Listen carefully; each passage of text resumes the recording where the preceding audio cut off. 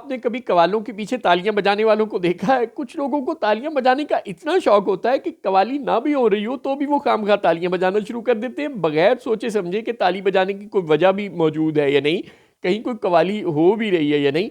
मतलब वो शायद आदत से मजबूर हो जाते हैं। अब पाक फौज ने ये कह दिया है कि जी 67 लोग थे और 19 को हमने इंसानी बुनियादों पर उनकी रहम की अपील मंजूर कर दी और उनकी सज़ा माफ़ कर दी है, और बहुत से लोगों ने तालियां बजानी शुरू कर दी हैं ये सोचे समझे बगैर कि जो बुनियाद है इस तनाज़े की वो ये है कि सिविलियंस का मिलिट्री कोर्ट्स में ट्रायल होना चाहिए या नहीं। अब अगर मिलिट्री कोर्ट्स में ट्रायल नहीं होना चाहिए तो फिर बस नहीं होना चाहिए, फिर माफ़ कर दिया या सज़ा सुना दी या आगे कोर्ट ऑफ अपील में भेज दिया, ये तो कहानी ही नहीं है। पहले बुनियाद को तो एड्रेस कर लेना। अगर बुनियाद ही गलत है तो फिर बस ऊपर सब कुछ गलत है। जिनको ये इख्तियार ही नहीं है वो अपील सुने तो वो माफ़ी कैसे दे रहे हैं? जिनको ये इख्तियार ही नहीं है कि वो सिविलियन का ट्रायल करें, वो उनको सज़ा सुनाकर उनकी रहम की अपील टेकअप आगे कैसे कर सकते हैं?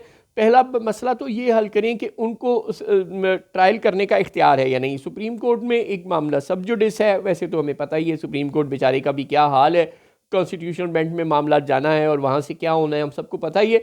लेकिन बहरहाल ये भी हमें पता है कि इमरान खान के ज़माने में भी यही हुआ था और फ़ौज को इजाज़त दी गई थी मिलिट्री कोर्ट में ट्रायल करने की, लेकिन उस वक़्त दहशतगर्दी और थोड़ी मुख्तलिफ सूरत हाल थी।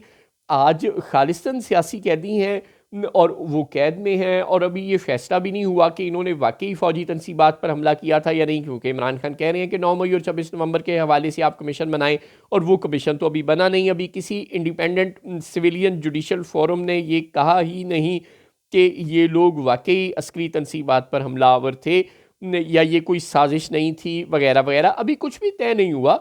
दोनों फरीकैन अपने अपने मौक़िफ़ पर कायम हैं, फ़ौज और हुकूमत अपने मौक़िफ़ पर कायम है कि ये फ़ौजी तनसीबात पर हमला था, पाकिस्तान की सलामती पर हमला था, और तहरीक इंसाफ की क़यादत अपने मौक़िफ़ पर कायम है कि ये उनके कारकुनान और वो ख़ुद नहीं थे, और उनके ख़िलाफ़ ये एक सोची समझी साजिश थी जो किसी न किसी ने प्लान की थी।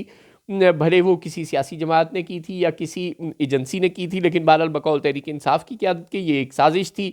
और इस दावे को तय करने के लिए कि कौन सच्चा है कौन झूठा, तहरीक इंसाफ की क़यादत कह रही है कि एक जुडिशल कमीशन बनाया जाए 9 मई के हवाले से भी और 26 नवंबर के हवाले से भी। शाहिद खाकान अब्बासी, मुस्तफ़ा नवाज़ खोकर और इंडिपेंडेंट एनालिस्ट समेत तमाम लोग इस दावे की हिमायत कर रहे हैं। इंसानी हकूक़ की तंजीमें भी इस दावे की हिमायत कर रही हैं कि हाँ ऐसा होना चाहिए, एक जुडिशल फोरम को मामला फ़िक्स करना चाहिए। वो तो अभी हुआ नहीं।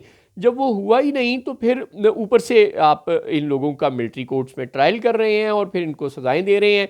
ये सारी प्रोसीजर जो कि कानूनी तौर पर अपना जवाज़ ही नहीं रखता, इखलाकी तौर पर अपना जवाज़ ही नहीं रखता, उसमें अगर 19 लोगों की सज़ा माफ़ी हो गई तो आपने तालियां बजानी शुरू कर दी कि वाह वाह बल्ले बल्ले। आप चमचागिरी किया करें लेकिन थोड़ा हाथ हौला रखा करें, मीठा थोड़ा कम कर दें, मेहरबानी करें।